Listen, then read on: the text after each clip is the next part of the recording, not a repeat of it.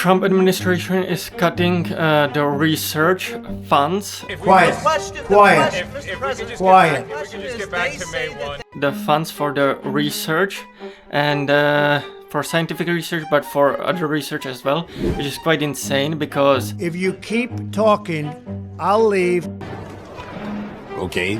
in the couple of last decades, ever since the manufacturing jobs left the country, the intellectual property, the ideas, was truly the fact that driven the economy in the United States, and without funding, without money, there won't be new ideas. Basically, there won't be new intellectual property. The economy will struggle long term when you don't spend on the research, on scientific research. The economy always struggles, but it's not seen right now. It's not seen short term. It's seen over the long run, over the long term, and so this is quite concerning. This is definitely move in the wrong direction. The Trump administration has a tendency to go with a crazy policy. Tariffs are passed down from companies to people, often determining things like higher prices after you make a purchase. My tariffs are high. What are yours?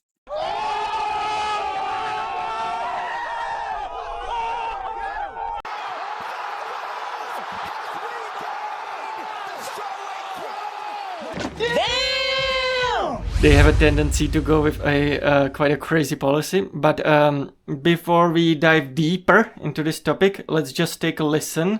Let's just take a little bit of a listen, and then we will talk more broadly about research and economy as well. A few decades ago, NIH-funded researchers spent years studying the venom of a tiny tropical marine snail called a cone snail. What's interesting about that snail is that instead of biting, it stabs its prey with like a tooth that contains paralyzing neurotoxins. Scientists at the time were isolating peptides to see how they affected nerve signaling in animals. If I were being dishonest and working for a government that wanted to cut scientific research funding, I would use this as an example of waste and tell you that your tax dollars are going towards studying venomous sea snails and how their toxic spit affects fish brains. Seems pretty wasteful.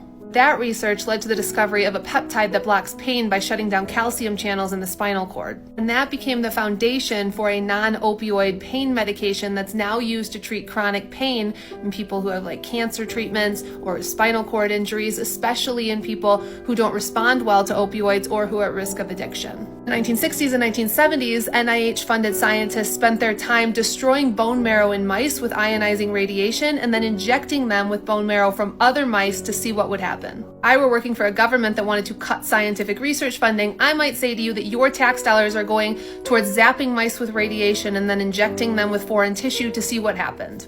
Those NIH-funded studies led to something that we now know as graft versus host disease, which is a deadly complication when transplanted immune cells attack the recipient's body. And that discovery led to improved donor matching protocols and targeted immune suppressing drugs, which made bone marrow transplants a viable treatment for leukemia. Those breakthroughs saved my dad's life when he received a successful bone marrow transplant after being diagnosed with leukemia when I was a kid. This is why NIH funding matters. The NIH is the world's leading medical research agency. It funds basic research that sometimes seems aimless or obscure or even wasteful at first to some people, but it is the foundation for life-saving medical breakthroughs. And right now, the Trump administration is trying to cut the NIH budget by 40% by saying that much of its research is wasteful.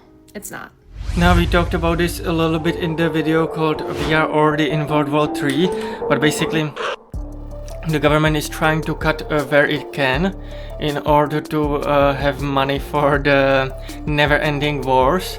They are trying to increase the budget, the Pentagon's budget, and they are trying to cut everywhere they can.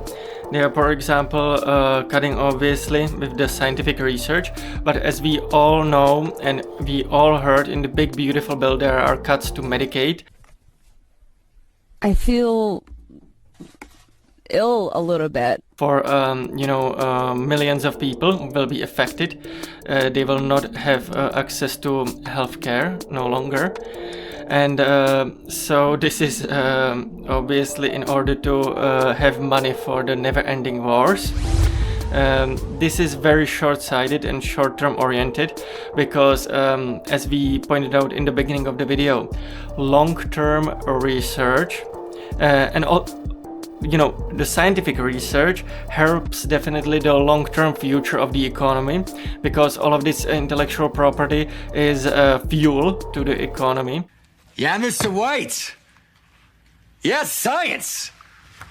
This fuels and creates new jobs and creates new, you know, once it's done through trials and once it's done through patents and everything like that, it goes to basically manufacturing, and all of this scientific research is then used in real life scenarios, in real life economy, and this breeds you know, innovation and growth in economy. This is just true breeding ground for wealth. Money, money, this money, that profit will make me wallet fat. For just wealth in the economy. And so definitely cutting down scientific research is very, very short-sighted. It's very, very ill advice to do so. It's wisdomless. It's stupid. It's just stupid. Now, one other thing that we also saw is that the Trump administration obviously used this as a weapon against obviously people who speak up. For example, the Trump administration allegedly cut a $500 million in funding towards UCLA. There is a huge scientific research program in UCLA. Who are you, who are so wise in the ways of science? That you know, funds some of the biggest innovation in the entire country, in the entire United States, and it has been cut down because people have been vocally against the horrors that are happening in the Middle East, against the country that is committing the horrific horrors happening in the Middle East, and their research has been cut down because of their vocal support against these horrific horrors. And this is just latest development in the newest saga of brutal censorship that we see all over the world, not just in the United States but obviously in Europe as well. The brutal crackdown on free speech. This is definitely concerning. Obviously the biggest reason why it is so concerning is, like we mentioned in this video, is that scientific research and research in general is a true breeding ground for wealth creation. Break the cycle, Morty. Rise above. Focus on science. For growth creation, and UCLA is a huge part of that. They had huge scientific research programs that created a lot of innovation in the West Coast area. UCLA is a big deal. Obviously Stanford is also a huge deal, where a lot of the Silicon Valley technocrats and oligarchs have their breeding ground, their scientific research breeding ground, and so a lot of this research fueled the economy, long-term huge wealth creation. And by cutting down this research, yes, you are maybe suppressing free speech and you are cracking down on opposition, but in long term you are destroying the wealth creation that the Silicon Valley was for a long time, for decades and decades. You are basically destroying your own country by supporting the horrific horrors that are happening in the Middle East, and this is just insane. You know, it feels like that the empire would rather collapse than stop the horrors that are happening in Middle East. They would rather prolong the forever wars, and even if it means a complete collapse of the empire, they will still go with it. They will still do it.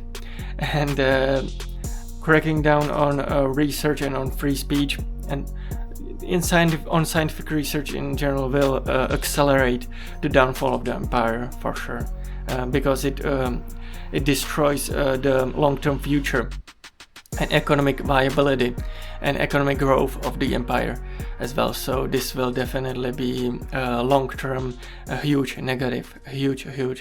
Right now, everybody listen up. Make sure to right now go and check out my blog.